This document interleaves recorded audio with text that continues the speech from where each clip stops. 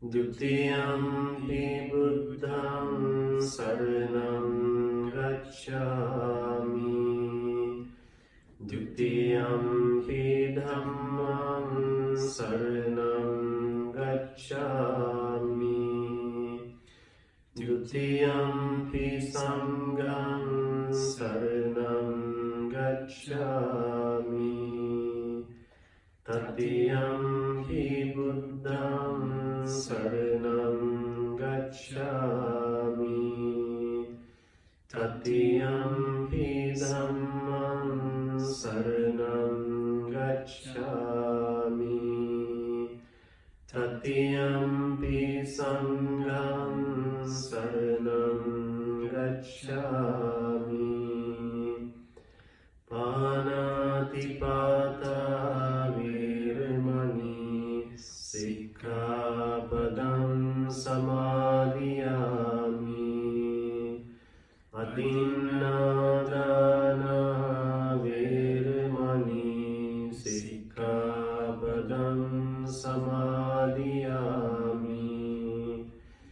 Kāmesu miccācārā viramani sikkhapadam samadhiyami. Musāvādā viramani sikkhapadam samadhiyami. Suramira vajjapamādakkhāna viramani sikkhapadam samadhiyami. Itipiso bhagavā arahant sammā sambuddho vijjācarana sampanno sugato anuttaro purisa dhammasāraki sattā deva manusānam buddho bhagavati swakhato bhagavata dhammo sanditiko akaliko ehi passiko opanayiko paccantam veditambo viññohiti. Supatipanno bhagavato sāvaka sangho Ujjupatipanno bhagavato sāvaka sangho Nyāyapatipanno bhagavato sāvaka sangho Samīcipatipanno bhagavato sāvaka sangho Yadidam cattari purisa yogani Anta purisa pungala Esa bhagavato sāvaka sangho Ahuneyo pahuneyo Dakhineyo anjali karaniyo Anuntaram punyakhettam lokasati. Sadhu, sadhu, sadhu.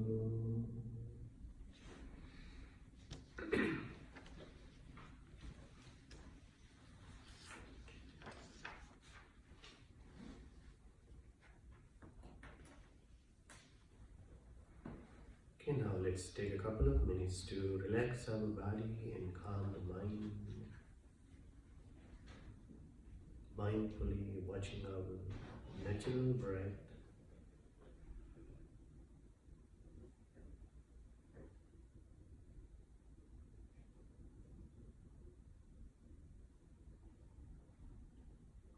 Taking a few deep breaths, releasing any tension and negative energies from your body.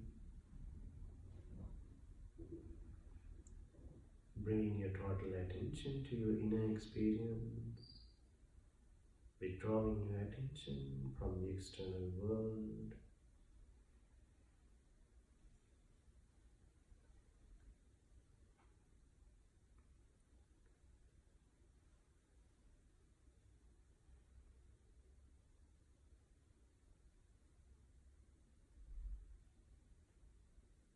Being very friendly to yourself, being very gentle to yourself.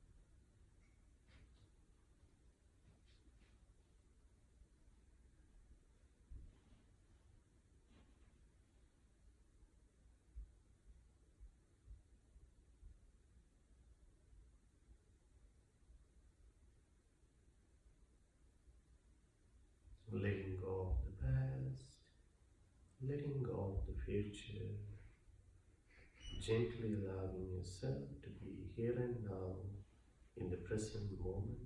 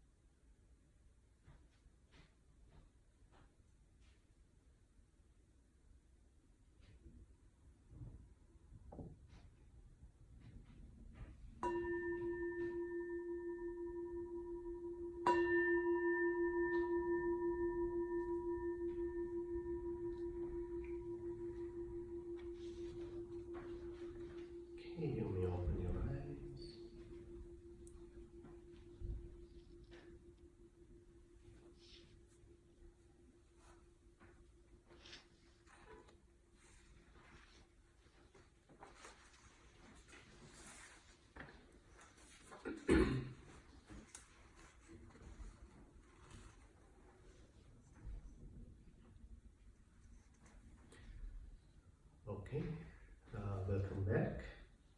So we're going to start our Dhamma discussion.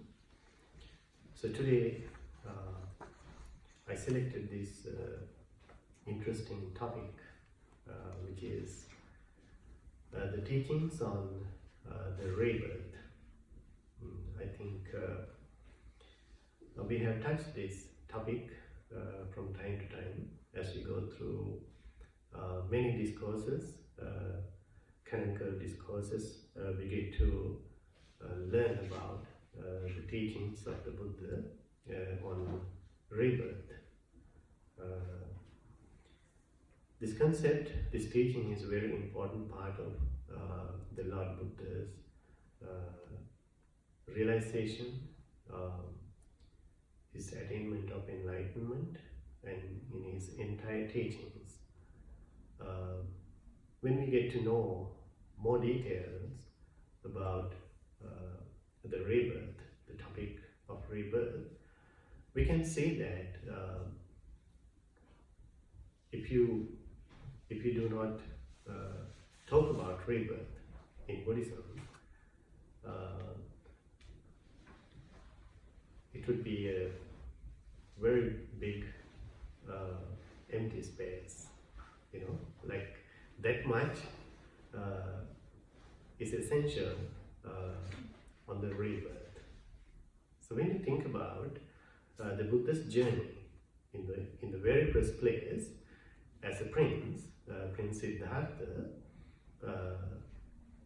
left his palace, left his royal life in order to find an eternal solution for several practical human problems. As we know, we have studied that his deep contemplations on these ongoing practical human problems of old age, sickness, and death, ultimately. So these are the most powerful questions he had in his mind, and these are the questions that he wanted to find the solutions for.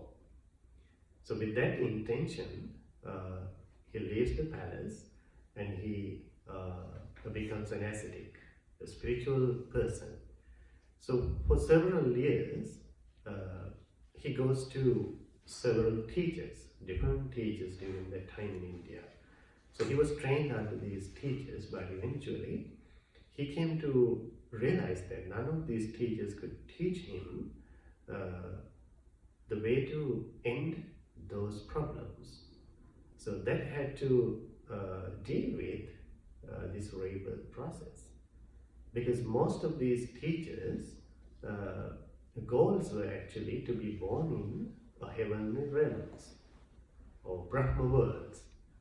So Prince Siddhartha, or ascetic Siddhartha, did not see that as an end of suffering, that they can be born in any levels of existence after they leave those divine places. So therefore, he wanted to find a complete solution, complete freedom of this existential suffering. So that's why he leaves these teachers and he practices on his own. So at the age of 35, when he was just about to attain the Buddhahood, just before his awakening, at that night, he realized these three important realities, or these unique, special realizations just occurred to him. So with his deeply purified mind, he could recall his past lives. Right, so you have heard about these things, you have learned about this before. So with his divine mind, he could see his own past lives. He could recall how he came through this existence, being born in different places, different realms of existence, in every detail, just like watching a movie, everything became very clear, very evident for his spiritual mind. So there he gained a very special knowledge, a perfect realization of his own journey. So this is very important because this is his own realization. So this is not something that he learned from someone, heard from someone, but this is something he realized on his own, with his own spiritual mind. So that's why in many of the places, many of the discourses, Buddha explained that he explains these things after seeing, after realizing for himself, making it so clear, without any doubt. So he emphasizes that in many places, how clear his vision, his deep realizations were. So that was the first realization, a special kind of knowledge he gained just before his enlightenment. And then with that perfect knowledge, he wanted to see how other beings are traveling through this existence, to see if it is the same for others, other living beings. So he paid his attention, spiritual attention, to observe that. And there he happened to see very clearly, very evidently, that all living beings are also the same. All beings are traveling through this existence due to their own karmas, according to their positive and negative karmas that they accumulate in their life. They travel through this existence, so they are becoming part of this circle of birth and death as an ongoing process. So that special knowledge is called the Chutupapada Jnana, that special realization about how beings are born again and again in this existence due to their own karma. And then after he deeply investigated that process about himself, about other beings, he completely gained the knowledge how that process takes place, how it happens, how this rebirth takes place. So that is where he came to realize these Four Noble Truths, realizing that to travel through this existence, to go through many different levels, experiences itself is a total suffering. So that's how he looked at it. To travel through this existence in that way, to be very dangerous, full of suffering, as there are so many different levels, like animal kingdom, hungry ghosts, hells, these levels, So when we do not have that control, especially when we do not have that knowledge to see how things happen, we all become part of that. We easily get caught up in that process. So the Buddha, in realizing these Four Noble Truths, to travel through this existence itself, understood as the suffering, the problem. And then when he investigated that point into deeper levels, why people suffer in this process, he realized that happens due to the craving, emotional craving and attachment or desire. So that is the second noble truth, right? So in that way, he came to realize that if one can completely let go, completely eradicate this craving, that person can be free from suffering. And that is the third noble truth. And how to attain that level, he realized there's no other way than the noble eightfold path, starting from the right understanding. Right understanding means understanding the problem exactly and what causes it.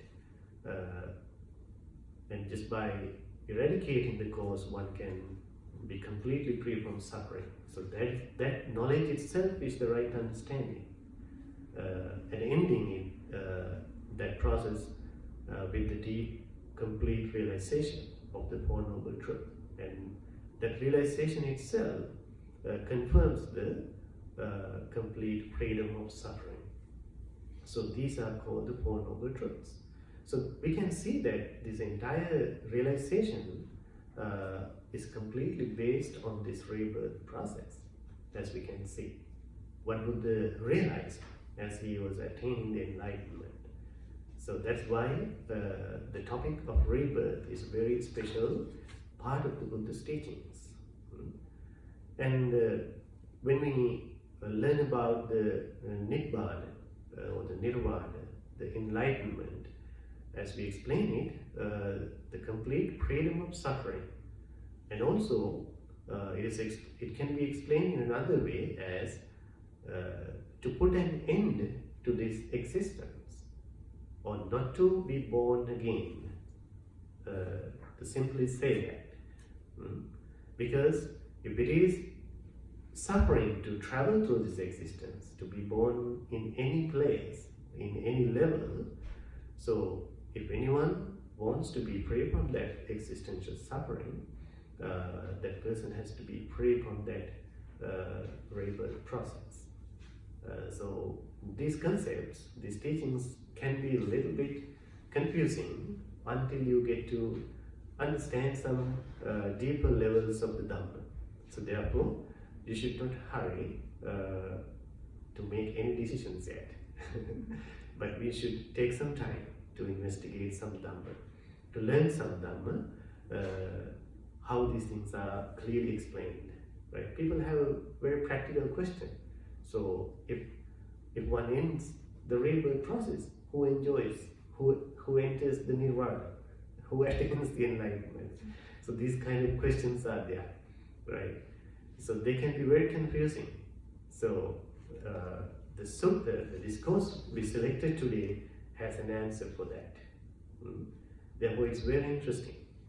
And also, as we learn the theory of karma in the teachings, right?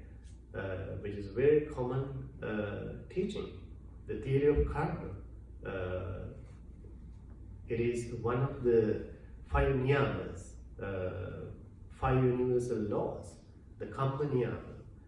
When you are about to explain our experience, like human experiences, karma can be seen as one of the major causes, major theories, major universal laws in explaining how things happen in our life, as human beings.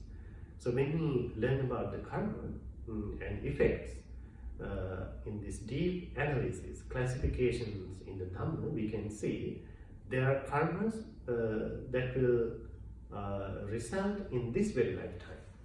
There are karmas that will immediately affect you after you die in this life, and there are karmas that will result you throughout the existence until you attain the enlightenment.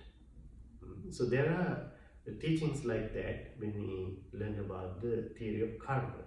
So therefore we can see this rebirth, the topic of rebirth is very essential in the teachings of the karma and effects, right? So when we think about the rebirth for us, right, as our personal point of view, how we can perceive that, how we can understand it, or do we have any clue about the rebirth? So these are also some interesting questions when we learn about rebirth, right? As we do not have knowledge within our limited capacity, within these sensory experiences. It is something that goes beyond our superficial knowledge, right? That's why we do not see these things, or to say basically where we are coming from, or where we are going to be born again, right? So this is a very common concern. Even from the beginning of the human life on earth, everybody was thinking about that point, right? So we can see that how even different religions came to existence based on that topic. People were thinking about as one of the major concerns. As people develop that curiosity, interest in learning, in knowing things that are beyond our sensory perceptions, realizations, they wanted to understand, they wanted to think what happens after we die. So it is not something separate from our human experience, as we can see. Almost everybody has some concerns, right? They think about it, but for some people, it doesn't make any sense. Especially when people only appreciate the science, what they can feel, what they can touch, what they can understand with these superficial sensory understandings. So that is something they don't really pay attention to. They are not interested in that. But whenever someone develops some spirituality, some special practices, or whenever they begin to think about life deeply, even when people talk about the purpose of life, all these things are eventually end up in thinking about rebirth, what will happen next, right? So therefore, in the Buddhist teachings also, we pay special attention to that topic, because it is very much related to so many different aspects of our life.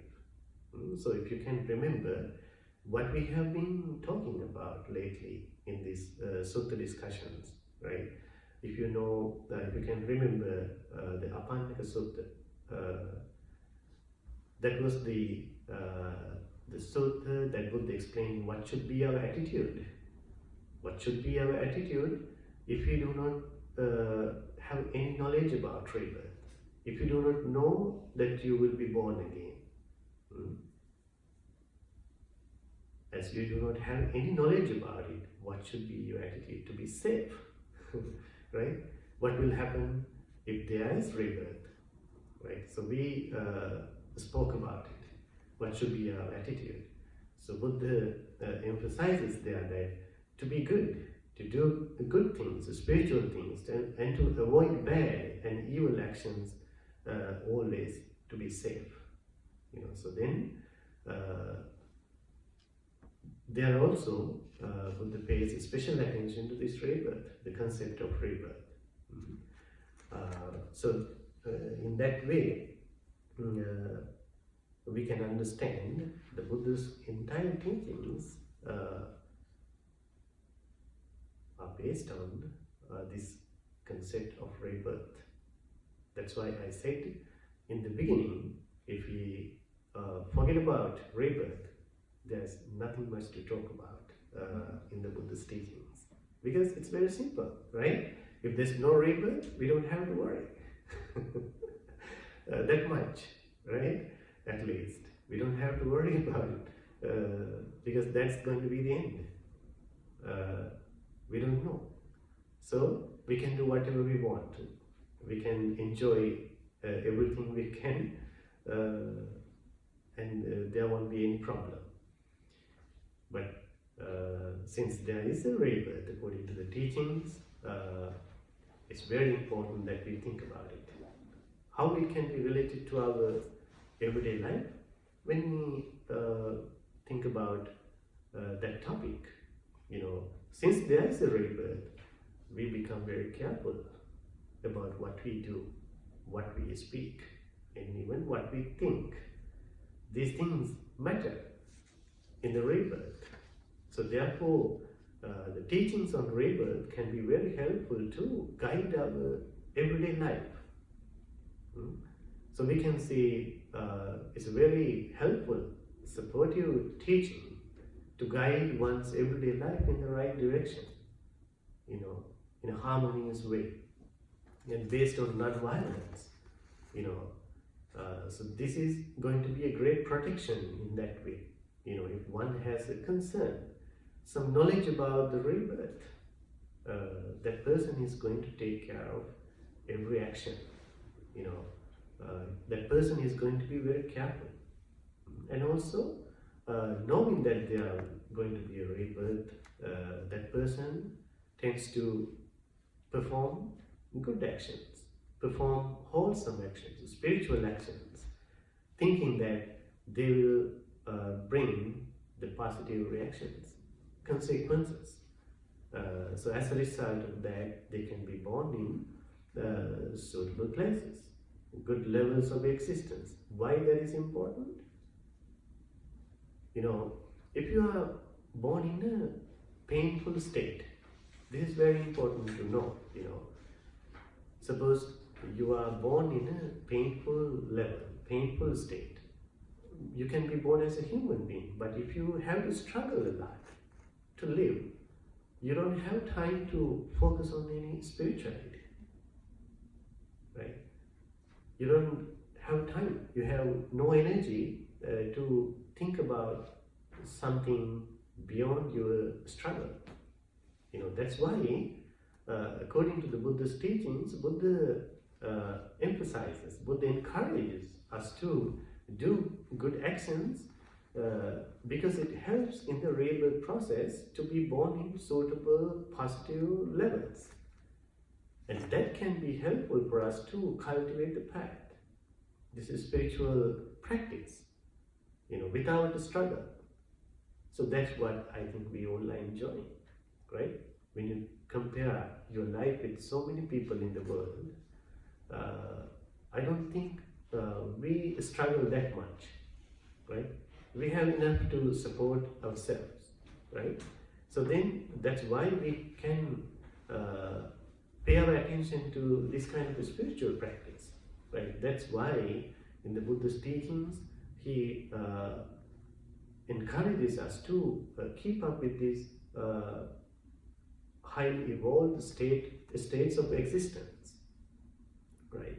So therefore, this human life is considered to be a positive, wholesome, and highly evolved level of this existence. That's why a Buddha is possible. Buddha is possible in the human realm, human existence, not any other place. So it's a unique birth, unique level of this existence, right? So that can be, that realization or that understanding about the rebirth can be very helpful to this life, and also to one's, for one's spiritual practice, of course. Many of these deep realizations, spiritual values, spiritual qualities are cultivated when we have the concern about the rebirth.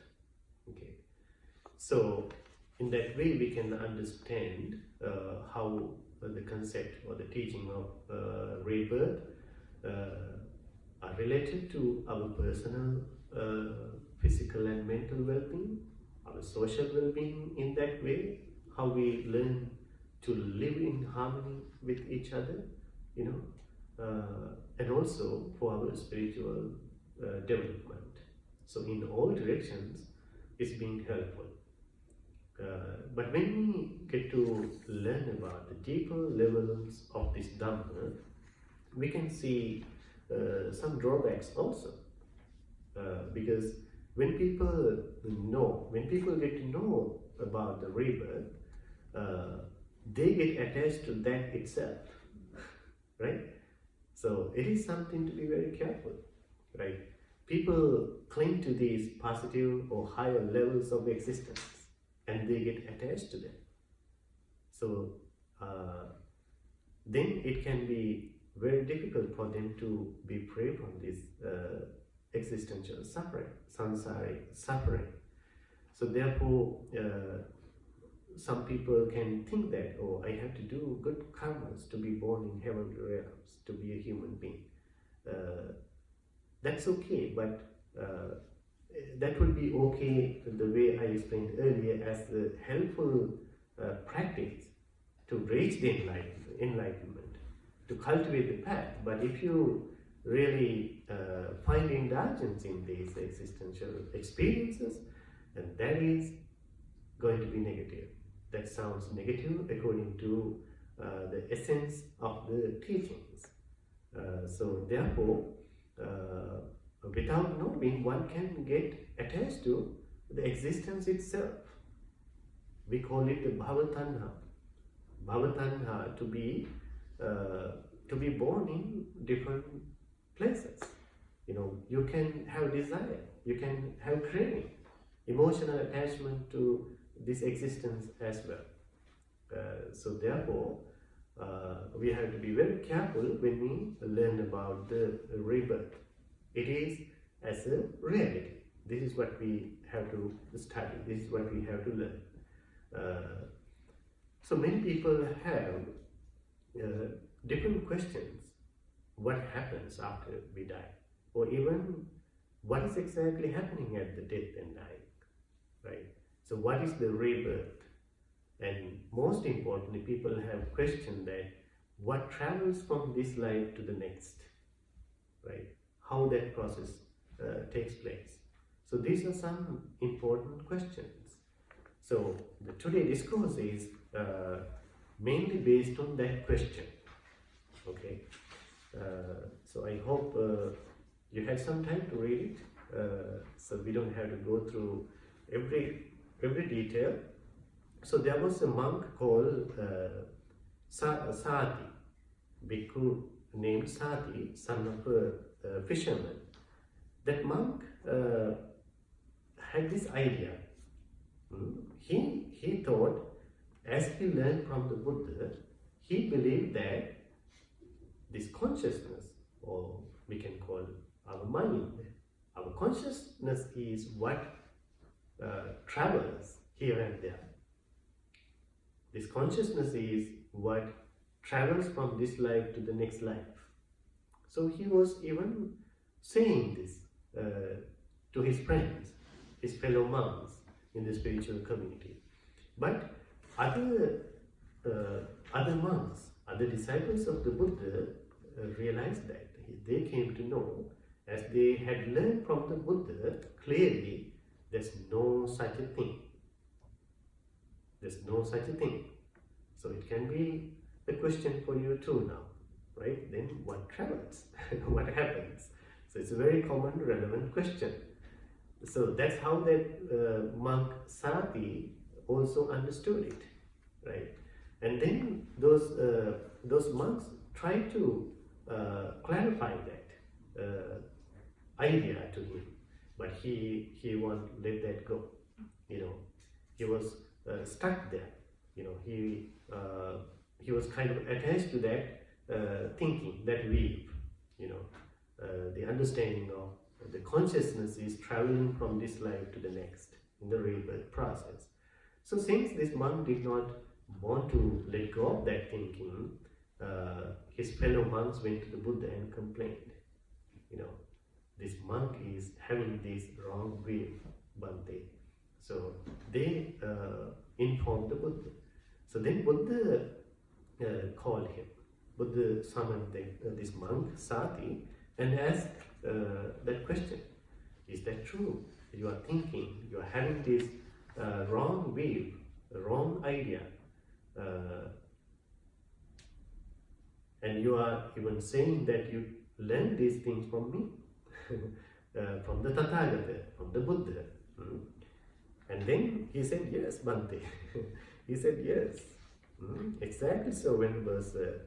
As I understand the Dhamma taught by the Blessed One, it is the same consciousness that runs and wanders through the round of rebirths, not another. So he was very clear about it. He was very sure about it.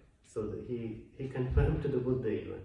And then Buddha asked, what is that consciousness, Sati? This is the most important question. Buddha asked him, Venerable Sir, it is that which speaks and feels and experiences here and there, the result of good and bad actions. So this is exactly how he explains. So consciousness is nothing but who speaks, who performs these actions, even the consequences of all these actions. Basically it can be identified as this body itself, this is what it speaks, right? Who performs these actions, this body and mind. So this is how he identified that consciousness to be, who performs all these actions. So this is a very interesting question where people talk about the body and mind and the spirit. So there are different concepts, different ideas about the mind, right? So then Buddha's approach, very importantly, Buddha's approach was to question these things. When you call the mind, when you call the consciousness, when you call the body, what these things are? What are these things exactly? What are these things all about? So Buddha's spiritual science actually exists right there, in that deep spiritual investigation.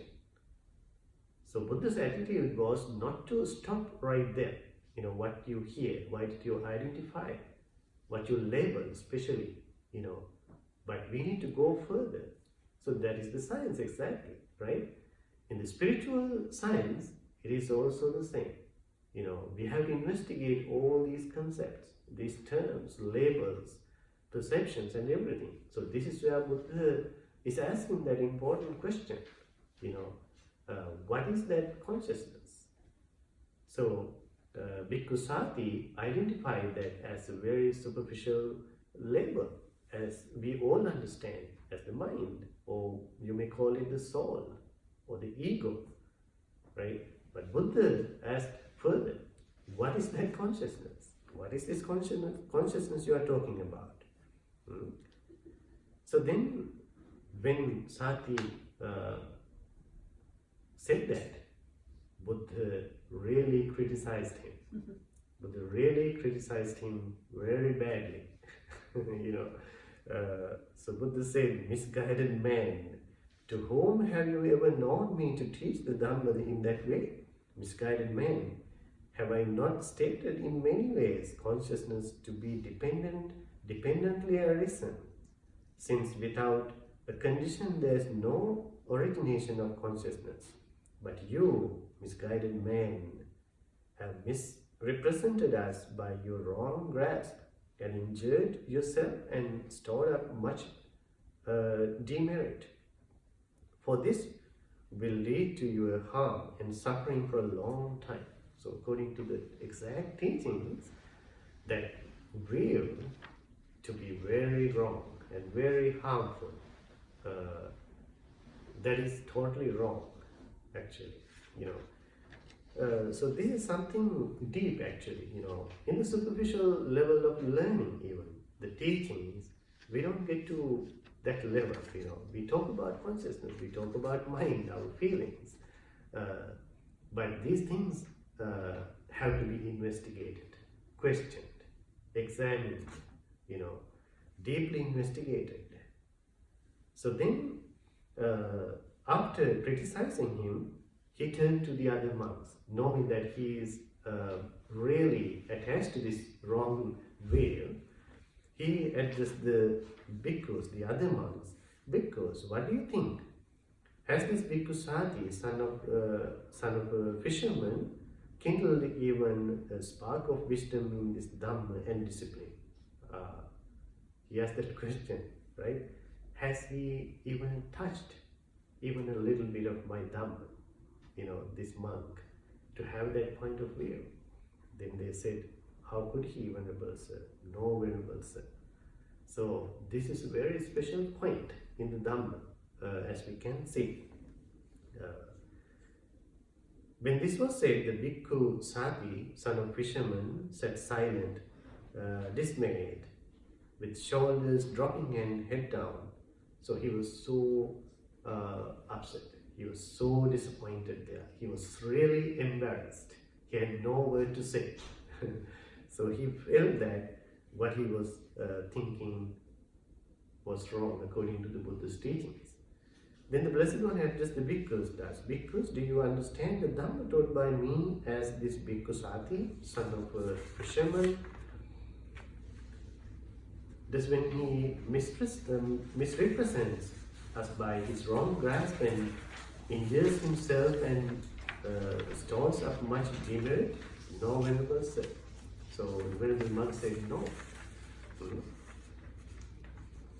And then, good bhikkhus, it is good that you understand the Dhamma taught by me. So Buddha came to know that other fellow monks are to having some understanding exactly how Buddha taught about the consciousness, this vijnana, and these deep concepts. And then Buddha explains about the consciousness now, what travels through this existence according to that monk, right? So that is exactly the origin of the consciousness, the mind, what we call. So we have talked about these things in many different occasions, in different places.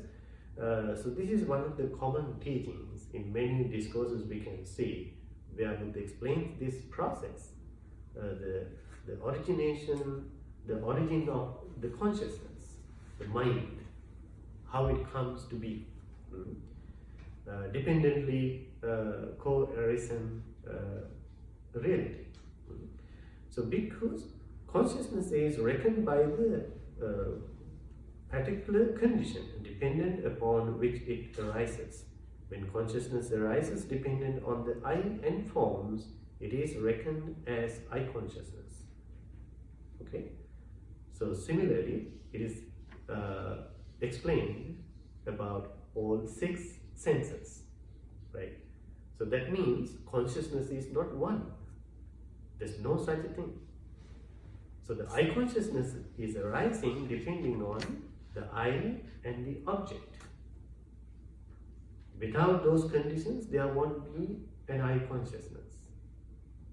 Okay. Similarly, the sounds, the ear consciousness, and the tongue consciousness, the nose consciousness, and the body consciousness, and the mind consciousness itself. So there are 6 senses. So this is how these different consciousnesses are arising. So when these conditions are no longer there, you will not find these consciousness existing, right? So Buddha gives an example with the fire. So the fire is also reckoned as how it is originated. Like we call the fire originated from the grass, we call it the grass fire, just like that. So similarly, Buddha gives many different examples here. So the fire originated from the rubbish. It is called the rubbish fire, just like that. So similarly, these different consciousness can be identified as they are arising from these different conditions. Okay. And then also Buddha asked this question from the monks, how these 5 aggregates, how we understand ourselves as the body and mind in the deep analysis in the Dhamma, how that process is explained as 5 aggregates. So Buddha asked this question, how these 5 aggregates are dependent on different conditions. Different conditions. They are not existing without causes, without conditions. So they are existing as a reality of causes and effects. So as a very common reality throughout the personal human experience. So then Buddha spoke about how people can be very confused about that understanding. If we do not know that causes and effects reality, we do not have a perfect knowledge. But when we have a perfect knowledge of how these things are arising from the dependently co-arising reality, we let go of that confusion, but we completely understand how it happens, right? So there's a difference between knowing and seeing that reality, right? So there also Buddha explains that to these monks. So which simply means that in the practice of the Buddha's teachings, we have to have this firm, solid understanding, in this dependently arising reality with these 5 aggregates. That's a very important, essential realization. So we have to be very well established in that realization as a special attainment in this Dhamma practice, because that is where we let go of these confusions, misunderstandings. So we can see that monk Sati did not have that perfect understanding how these things happen. That's why he had that wrong view. Okay, and then Buddha spoke about these 4 nutriments. This is also a very important part of the teaching. We call them the ahara.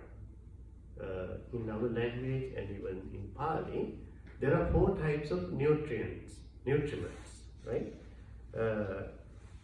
Nutriments. First one is called the Kabalinkara ahara. When you talk about how this body and mind work, how these things come to be, because of this food they get. Without the food, without these nutriments, they would not exist. So one of these nutriments is the food that we eat, this grossy food, right? That's what we call the Kabalinkara ahara. So we chew them and we swallow. So we get energy. This is how this body exists, with that energy, support of that energy. And also another kind of nutriment is called the contact. We call it the passahara.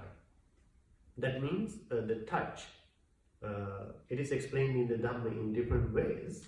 That is, we call in the Pali, it is called the passa, which means the contact. Where this contact happens, where this contact occurs is when the I and the object come together. The I consciousness arises. When these 3 things come together, that is what we call the passa, the touch. The coming together of these 3 conditions, the I, the object, and the I consciousness. So this is how it is explained, how the faculty of I survives. Okay, this is how your I live. The food for your I is what you see. Similarly, for all these faculties, the food are what they absorb from the environment. So that's what we call the touch, passahara. So without this food, without this stimulus, they would not survive. This is how they exist, right? And then the other type of nutriment is mano sanchetanika ahara. That means the thoughts. How our mind survives is having these thoughts, different thoughts. Without thoughts, in different ways like visualizations or imaginations, in so many different ways. Thoughts are the food for our mind, mano sanchetanika ahara, and vijnana ahara.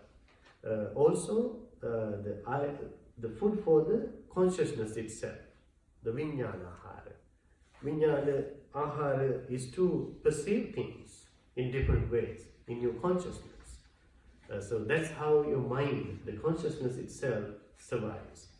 So why Buddha gives these illustrations here? To realize that these things are not individual objects. Instead, they are identified as complicated processes. So this is the most important thing to understand, right? Like if you talk about the consciousness, this body, your mind, sensations, feelings, thoughts, these are not one solid, static objects or entities.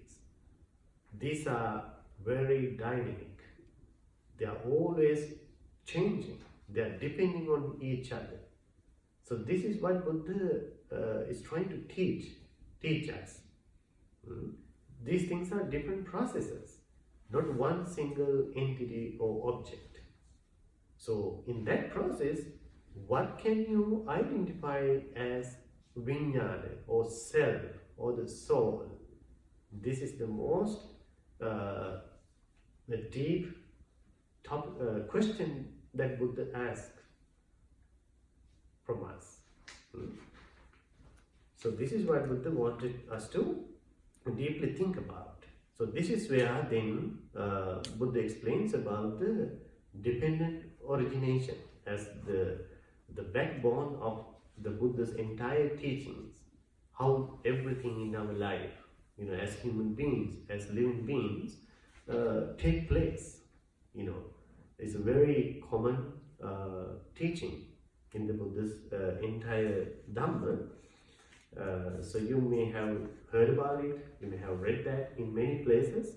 That is the most important explanation that Buddha explained how things happen as a result of dependent origination.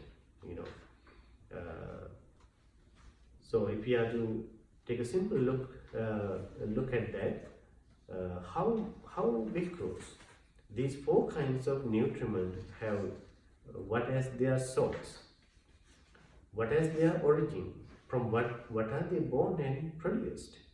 These kinds of nutriment have craving as their sources. So this is very important. So those four types of conditions, ahara, the food, Buddha said, they all are based on the craving. So how do you understand that? So that's very subtle part of this explanation, right? So when you think about the grossier level of our food, the grossier food, the contact, our thoughts, and our consciousness itself, they are existing as a result of our craving, our desire to exist, right? So it's very simple, like why you eat? Just to survive, right? You have desire to not to die, just to survive. So similarly, all those four nutriments are existing based on the craving, Buddha says. And then, as this craving has what as its source? What as its origin? From what is it born and produced? Craving has feeling as its source. The feeling is the condition for the craving. So, what people really get attached to is the feelings, sensations, right? For anything that we experience, there's a sensual reality, going back to the four foundations of mindfulness. For all our experiences, there's a sensation, sensual field created. And that is what we really get attached to. That's what we really crave for, eventually, right? So the craving is the condition for, the feeling is the condition for desire, right? And then, and this feeling has what as its source? What as its origin? From what is it born and produced? Feeling has contact as its source. So the contact means, as I explained earlier, coming together of these conditions, right? Then the feelings arise within our system, in the body. So it's experienced throughout the body then, involving with all physiology there, right? Our brain, our neuron, our hormones, chemicals and everything is involved there, you know, to have these feelings, different types of feelings. So the contact is very important there. And this contact has what as its source? Then contact is based on these faculties. The faculties, sixfold basis as its origin. So that is very practical thing to realize, right? Our eyes, nose, tongue, the body and mind itself. 6 senses. So based on 6 senses arise the feelings. Without sensory experiences, there is no feeling or sensations. So the 6 bases are the base for the feelings. And for the 6 bases, what is the condition? What are the conditions? We call it the Dhamma Rupa. Dhamma Rupa, which is this body and mind, basically, to say. So 6 bases are coming to be because of this body and mind entity, psychophysical entity. The sixfold base has mentality and materiality, which is this body and mind, as its source. And mentality and materiality has consciousness as its source. So this is how it deepens in the explanation, you know. The consciousness itself is the source for mentality and materiality. What we call the vinyana in that teaching, in the dependent origination, paticca samuppada, the vinyana pascha salayatana. Based on the consciousness, arise the 6 bases, 6 sense bases. And then, according to that dependent origination teaching, how consciousness arises is due to the ignorance.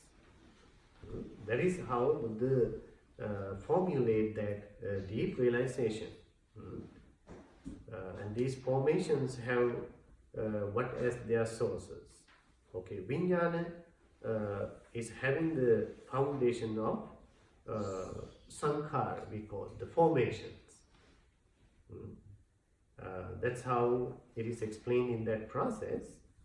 These things are to be very subtle. It can be confusing when we begin to learn, but in the Dhamma, in different places, they are clearly explained as how they are experienced, as personal experiences. And then formations have ignorance as their source. So the ignorance is the root cause of this process. The ignorance means not knowing the reality, not knowing the truth as it is. We formulate all these causes and effects, so these conditions. So that itself is actually understood as this life. The whole meaning of our life is this nothing but this dependent origination, these causes and effects, reality. So Buddha explains that as a forward exposition on arising, how things come to be, and then the rebirth. How just by eliminating the conditions, the causes, these results or dependently arisen conditions can go away or cease to exist.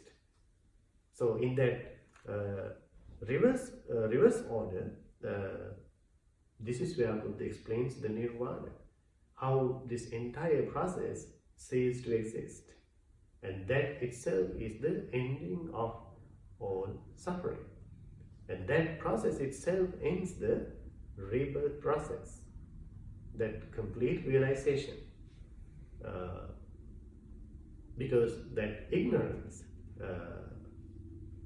is completely eradicated just by seeing this reality, just by seeing this truth, how it happens completely. So that is the freedom of suffering completely. So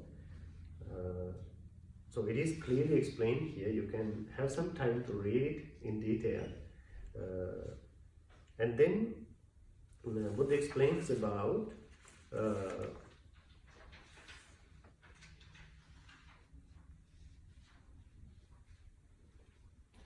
very importantly, not being able to see that dependently co-arisen reality,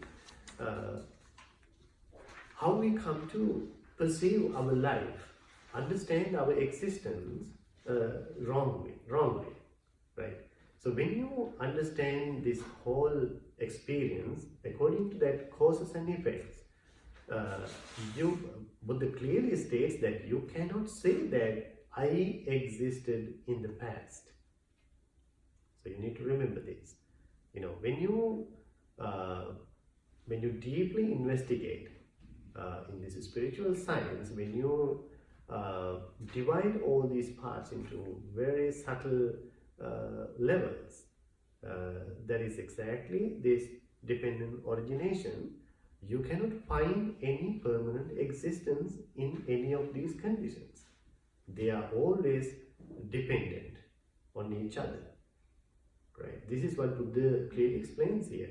And in that deep realization, you come to realize that you did not exist in the past.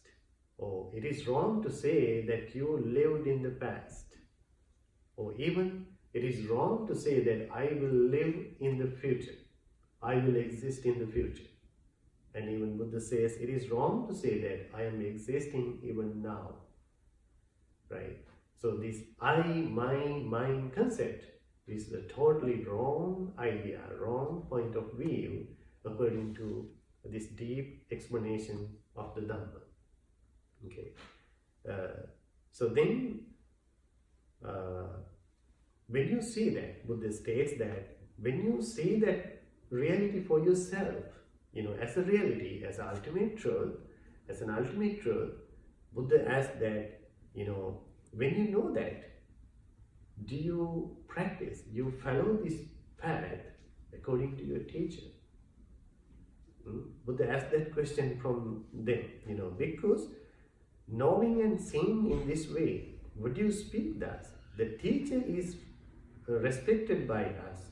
We speak as we do out of respect for the teacher. No, Venerable Sir, knowing and seeing in this way, would you speak thus? The recluse says this, and we speak thus, and binding of the recluse. So, bidding of the recluse. No, Venerable Sir, knowing and seeing in this way, would you acknowledge another teacher? No, Venerable Sir. So, this is about like going from teacher to teacher, person to person, looking for the truth, investigating the Dhamma.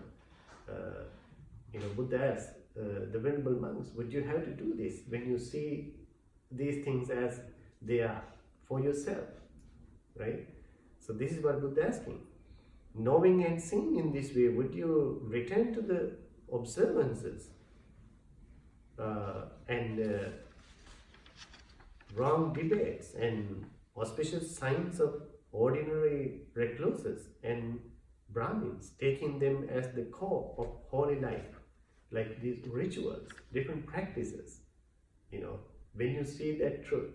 So this is a very special part in the teachings, So when you see that truth, you see that you have no any other way out of this problem, right?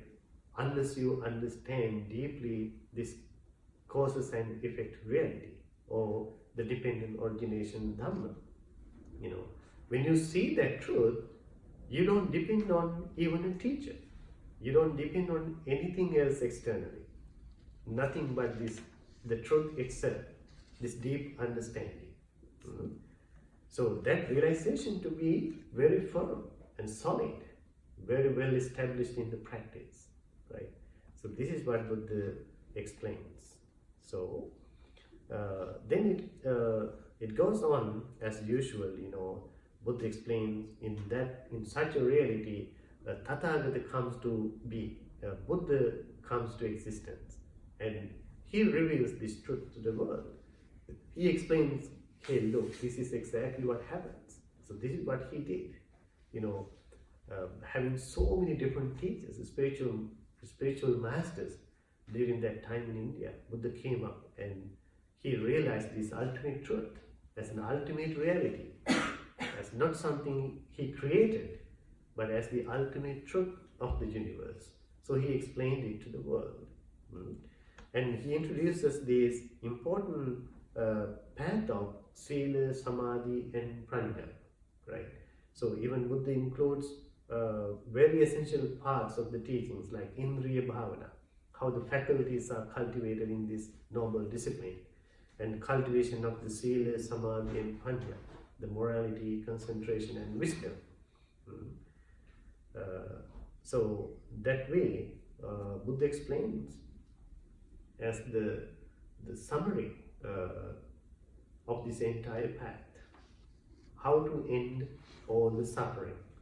So the Buddha's point in this sutta was for that Bhikkhu Sati, his idea, his wrong view, to be very harmful and very wrong and irrelevant according to the Dhamma. There's no such a thing called vijnana, right? So this is where we understand a different concept here. You are very much aware of this concept, which is the reincarnation. This is exactly what it explains, right? The Bhikkhu Sati had the idea of reincarnation. How he understood the rebirth process was the same vijnana is traveling from here to there, to next life, right? So then that person has taken the vijnana to be the person, the being or the soul, right? So this is exactly what Buddha denies in his teaching. There's no such a thing. To reincarnate something means you take something from here and put in another jar or any container. That is exactly what the reincarnation means. So according to the Dhamma, that concept is totally wrong. There's no such a thing, And how it is explained as a cause and effect. Cause and effect. So how we understand there, what happens at the death moment, the relevant question is then, what exactly happens at the death and in between, or is there any gap in between two lives, right? So according to the teachings, there's no such a thing even. There's no gap. It is very immediate. Once somebody is dead, according to the karma, that person is born in a suitable place. That consciousness arises in a suitable level of existence. There's no such a thing called vijnana or permanent entity as a soul or a person, being traveling from here to there. This is what Buddha denies here. This is what Buddha clarifies to the monks. So that is the teaching of non-self, basically. Mainly, this is the teaching of non-self in Buddhism, in Buddha's teachings. So, to make you very confused here, so it is wrong to say that we are born, we are living, we are existing, we are going to be born. All these languages are wrong according to the teachings. Because there's no such a thing in the ultimate truth, right? All these things are found only within this conventional truth, superficial reality, right? This is where we come to learn there are two types of realities, the conventional reality and the ultimate reality. So we find all these labels, terms, words, concepts in the conventional reality, because Buddha also used these terms to explain the Dhamma, but within that conventional truth. So this is where we have to be very careful. If you take it to be the ultimate truth, you're going to be mistaken. You don't get the real Dhamma there, right? So that's why we need to investigate the Dhamma into a deeper levels, where you end up in the ultimate reality, right? That's why we say that the ultimate truth is seen beyond our words, our terms, concepts, right? That's why the Nibbana cannot be explained by words, right? It's an experience, because it goes beyond this superficial reality, superficial world, right? So, therefore, the concept of rebirth is very important in the teachings. We have to carefully understand it, mindfully understand it. So, another way to look at it is actually to investigate everything, our personal experience, according to these three universal characteristics of anicca, dukkha and anatta: impermanence, unsatisfactoriness and non-self. So this is where the ultimate reality of non-self is realized. So until one attains this deep realization, can use these words, can you find your indulgence in these existences, in these conditions, but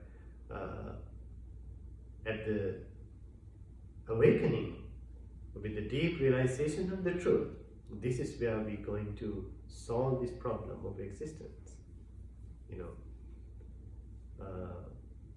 and then I will leave you with this more confusing question of who is going to be enlightened. If there's no person, if there's no self, who is going to be enlightened? And that question is also to be drawn according to the Dhamma. No one is attaining enlightenment. So what is the answer? There's no such a thing. The answer is, you are just ending the suffering. That's all. Understood? Yes. You are just ending the suffering. Okay? All right. I think you have some stuff to think, contemplate on. So you can come back with any question. So do you have any Yeah, question? I have a question. Okay. So looking at dependent origination, Yes. it's consciousness and then namarupa, Yes. and then the sixfold sense basis. Sense basis. So why does consciousness precede namarupa when consciousness arises at the six sense bases? Right, right. So it's a very controversial point actually, even in the Dhamma. How it is explained in the Dhamma is actually they are interacting reciprocally, Okay. That's how it is explained. So it shouldn't be understood Like- strictly linearly. Yes, exactly. Like the consciousness itself is the base for the Namarupa, or the six bases, and six bases are conditioned for the consciousness to arise even. This is how it is explained. It's very subtle though, beyond our personal experience, it's very difficult to understand, but that's how it is explained. Okay. Yeah. And then Yes, I think if you look at the Pali words, so then the consciousness does not comprise. They are Pacha Sankhara, Sankhara, Pacha Vijnana. So there are two different words in English. It became the consciousness again, isn't it? What do you mean by that? I mean, then the consciousness, you don't get confused with the Pacha Sankhara, because of ignorance. You get the Sankhara. Sankhara Pacha Vijnana. Exactly. So Yes. the Sankhara in the consciousness may be either Vijnana may be conscious or Sankhara may be conscious, I think. No, so Sankhara is not the consciousness. Exactly. So Right. that's what I'm saying. Yes, sankhara is not the consciousness. Sankhara means the formations, Exactly. conditions. Right. Ignorance, then the formations, and then the 6 bases. the consciousness, then 6 bases. Yes. Yeah, so Because of the consciousness, you know, if you think about how you are born, like when you conceive in a mother's womb, the consciousness is what appears there. Consciousness is what being reborn. Afterwards, because of that consciousness, the nama rupa, body and mind, this duality, the form and other mental formations come to exist. This is how senses are developed in a mother's womb, right? So this is how it is explained. So the consciousness is the base for the nama rupa. And even it is explained in a very different subtle levels by different teachers. So that would be a very simple way of explaining it for you. Okay, You know? that I think that makes sense with the reciprocity. Yes. Anything else?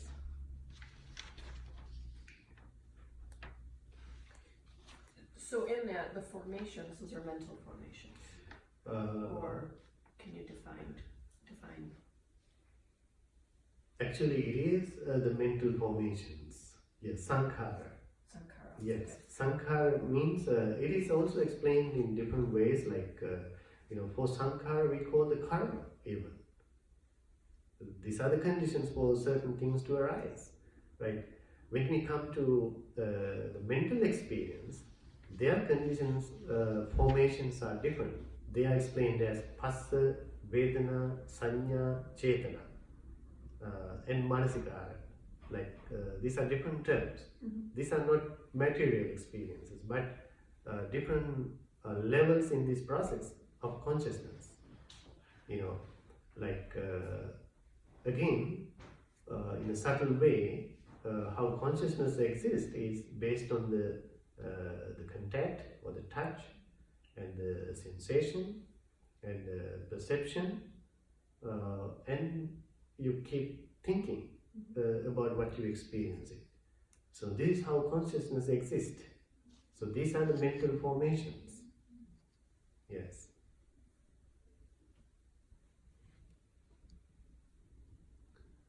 Any other questions?